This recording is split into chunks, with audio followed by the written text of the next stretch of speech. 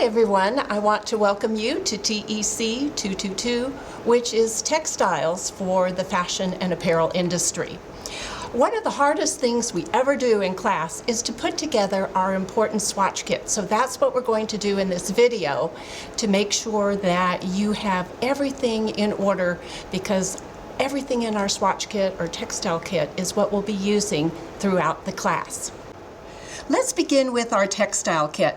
We will be using the Eco Edition, which includes 205 samples. Most kits only have about 110, so you are really going to explore fully the textile industry for both fashion apparel and a little bit of home interiors also. When you receive your kit, it will look similar to this. It may have a thicker or thinner binder depending on what is ordered, but definitely it'll have this view on the front.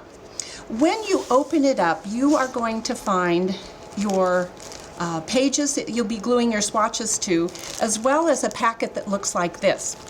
On it, it says, "Please do not touch the samples until you speak with your professor." Well, I'm speaking with you now, and you will be able to open this. The only thing I would like to caution you about is once these are removed, and we'll explore what's in there, do not remove the rubber bands. We're going to use these colored pages to tell us which order to put our samples in. And a little packet like this has our narrow samples in here. So you actually end up having 5 pieces that you will be putting into the entire kit. And so it will look like this. And we're going to be starting off with our purple packet, but I want to explain a few other things that are in our plastic bag to you right now. You get double stick tape, so we're going to be using this to attach our swatches. And then in this little black case is the all-important item we call the linen tester. Now, I'm not sure why it remains linen tester when we have so many different samples, but it looks kind of like a little configuration like this, and we're going to be using it as a magnifying glass. It's calibrated with a 1-inch square, so we'll be able to count how many inches stitches or fibers are within each of the samples, the yarn count, and we can use this to magnify exactly what we're looking at. So this is going to give us a really good look at each of our samples. In the online and face-to-face hybrid courses, we'll be instructing you when you will need to use this instrument, and just know that you're welcome to use it at any time. I have old eyes, and my old eyes need this along with my readers to see everything, so don't be afraid to use that whenever needed. Our textile kit, I'm going to turn this around so you can see. Here gives you a little bit of instruction in the beginning, but I'd like to point out 2 packets that come with, or 2 little inserts that come with it. The one on top is actually put out by the company itself, called the Textile Kit, and there is a code here where you can sign in to their website. On there will be a repeat of what I'm going to show you today so that you'll know how to put your kit together. You can always go back. They have all the samples. Some of you will have a print instead of a solid, but all of those are listed online. They're actually any of the resources like the labs and the worksheets that we use, you could always get a copy from this online site. So this is your code. It's just for you, and you will be able to get into their website for lots of information, not just for now, but for as long as you own your kit, you'll be able to use their resources that they have online. Something that's happening this year that we are kind of in transition, some of the books may come with a green card that says iTextiles, and one might say that we don't have that.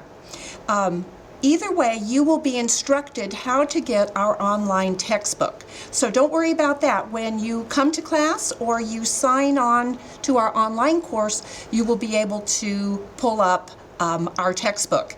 It is an additional cost in along with our textile kit, but we need both in order to study the science of textiles. So I just want you to be aware. Either way, you'll have a code that will help you get into the course, and all that will be explained to you on your first day of class or in the syllabus and a page in our online presence. So let's get started. Let's take a look what's in this that's important to our course. The main thing here is our index pages, and I'm going to pull these out because these are going to be really important to help you through the course.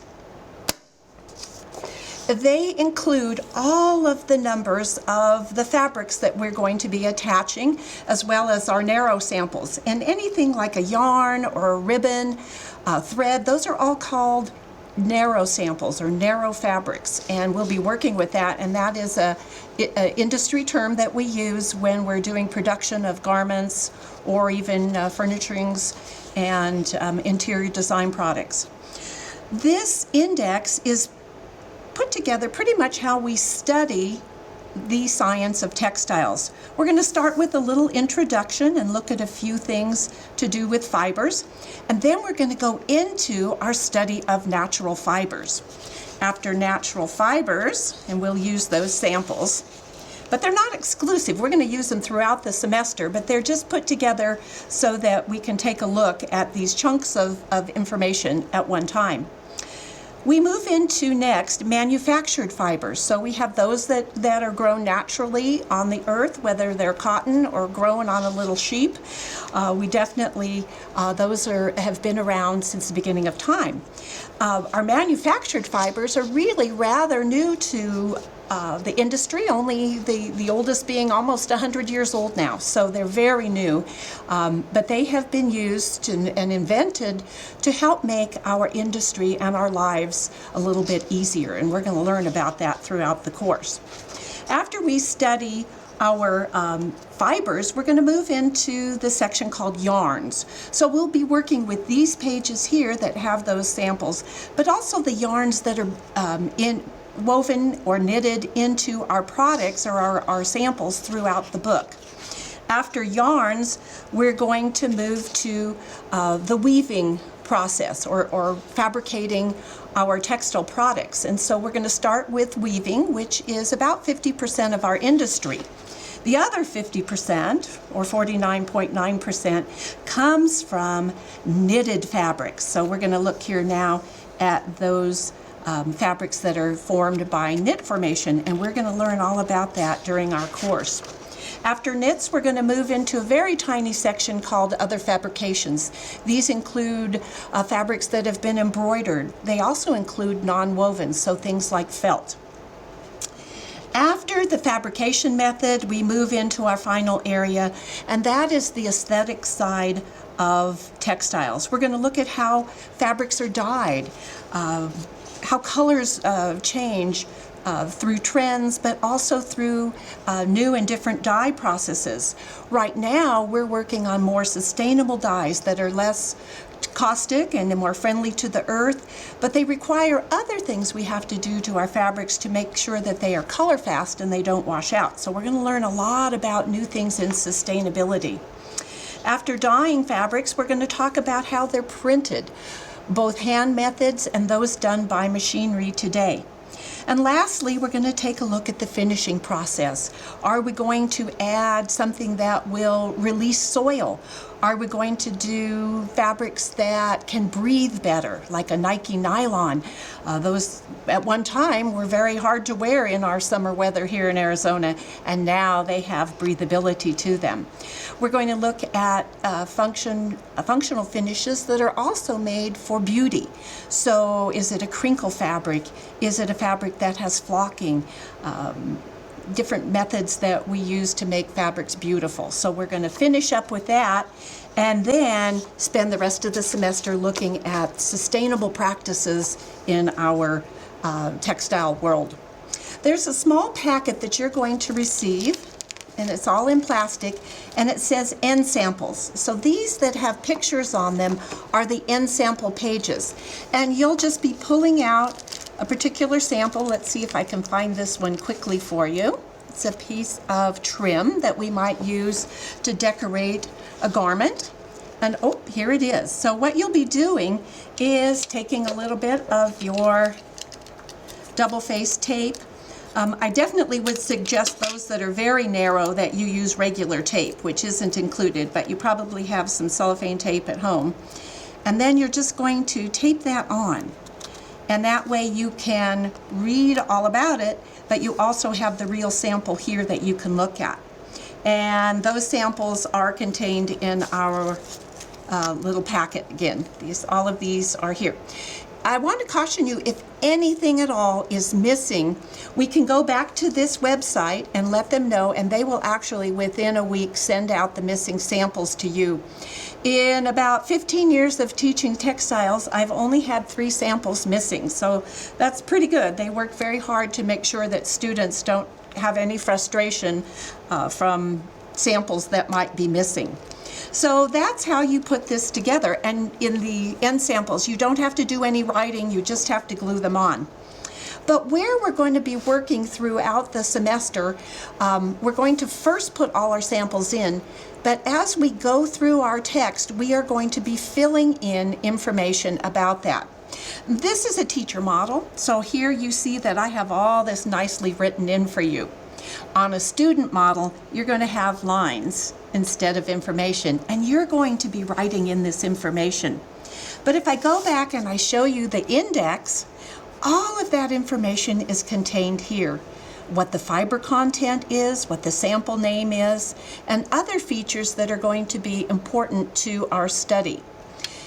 In the beginning here, if we just take a look at our first sample, number 1, unbleached muslin, I'm going to pull that up and I'm going to tape that on for you. But the first thing you're going to be writing in for the first 2 weeks of school is just the sample name. We're going to get to the fiber content about 2 weeks in, and I don't want you to have to feel like you're writing all of this in at once. It's going to take all semester to put the information that I have loaded here for the teacher's manual. I'm lucky, right? So this is really your guide, and you want to make sure that you use it as you put your information in. On your particular kit, the only thing that you're going to be writing in today, or as you put your kit together in the first week, is the sample number and the name of that sample. Again, we're not going to do the fiber content or any other information until we get into our course, and it's going to take us 16 or 14 weeks, whichever class you're signed up in. It'll take that long, and it's a good thing because we're going to learn all about these, and it's going to stay in our head much more readily than if we wrote it all in the beginning. So be sure you're only writing the sample number and the sample name. So let's take a look at our sample as we are guided to do here on our information card. We're going to start with purple, the purple packet. What I'd like to do is leave this horizontal rubber band on there so that my samples don't come apart. But I'm going to be really brave and take off my purple page, and I'm not going to even touch the others until I am done completely with this packet. So we're going to go all the way through. I want to point out in the beginning there are 2 pitfalls that happen to students. One is some of the fabrics might stick together. These, of course, are pretty hardy, so they won't. But here's 2. These 2 right here feel like they're stuck together. So you want to make sure that you give them a little twist with your fingers and just make sure you just have one sample when you pull that out. So I'm going to be brave here, and I'm going to pull that out. I'm going to get a piece of my double stick tape, and I'm going to lay it across the top here. Then I'm going to put my sample on. And one of the things that you want to do is make sure that this top part is the top facing you as you glue this on with your tape. This is called the technical face, and this is called the technical back. But if you look at these 2, they're a plain weave, and the same fibers are used in it, and so literally the technical face and back are exactly the same. We could sew this, we can construct a shirt and not worry about which side is up and which is down, and it would be just fine. But if you get to something like this that's a print, you definitely see the technical face and the technical back. They're very different, especially in color. So we're going to learn a lot more about that throughout the course, but just for gluing in our textile samples, know that you're going to make sure that this technical face stays on each of these. So when I look at this with the tape at the top, I can now pick it up. If I want to look at some of the yarns under my yarn tester, I can pull that off and I can take a look at that. I can also unwind it to see if it's a yarn that has been put together by applying another yarn to it. So there's all kinds of discovery that we're going to make during the semester, and we're going to be using our samples. Let's try one or two more of these. Maybe we can finish out the page. Yeah. And we'll put that sample down. And one more just to show you what the full page would look like. Make sure that it's one piece only and put it on there. There we go. So we've completed our first page. And again, all we're going to be writing is the sample number, 1, 2, 3, and then the name, unbleached muslin. And this actually is a drapery lining that has a trade name called Rock Lawn, and it actually is produced especially so that drapery materials don't fade from the sun. And number 3 is called glazed chintz. And this we're going to come back and study at the both in the beginning and at the end, because this glazing that makes it nice and shiny to be used, whether it's home furnishings or prom dresses or things like that, this glazing is called a finish, and we're going to study about that. So we're going to use every sample throughout the semester, but we do have them in order so that we can study different sections also. Again, this is the teacher book, so you can see all of this information is written in, but you will be writing just those, and you'll see that when you open your book. Now remember, I told you there were 2 pitfalls. One of them was where these are stuck together, so we're going to make sure there's only one at a time when we put them on the adhesive. But the second thing is some of these pages can get stuck together. And I've had students in the beginning flip the page and put them all in, and then they realize that they're short these pages. Uh-oh, what happened? Way back in the beginning, they missed 2 pages. So please be sure that you are able to just have 1 page. So you're kind of doing that where you make sure that they are completely apart. If that happens to you and it was way back at the beginning of your book, don't panic. In our textile kit, they have these empty blank pages that you can print, and don't worry, we will just renumber and you're going to be okay. So don't worry, but I think if I warn you in the beginning, you will be very pleased that it will go together so much more easily. So we have, after purple, we go to our blue package, our orange package, and lastly we end up with our green package way at the end of our sample kit. If you run out of this tape, either means we used way too much, because you only need a little bit, about 1 inch at the top. It is available at Staples or any of the stores called Double Sticks tape, and those of you in class, I have extra if that happens. I hope that this helps you in putting your sample kit together. Know always that I'm available by email day or night. I have fun just working with my students, so sometimes I might answer you at 1 in the morning. Don't be alarmed. You don't have to read it till the next day.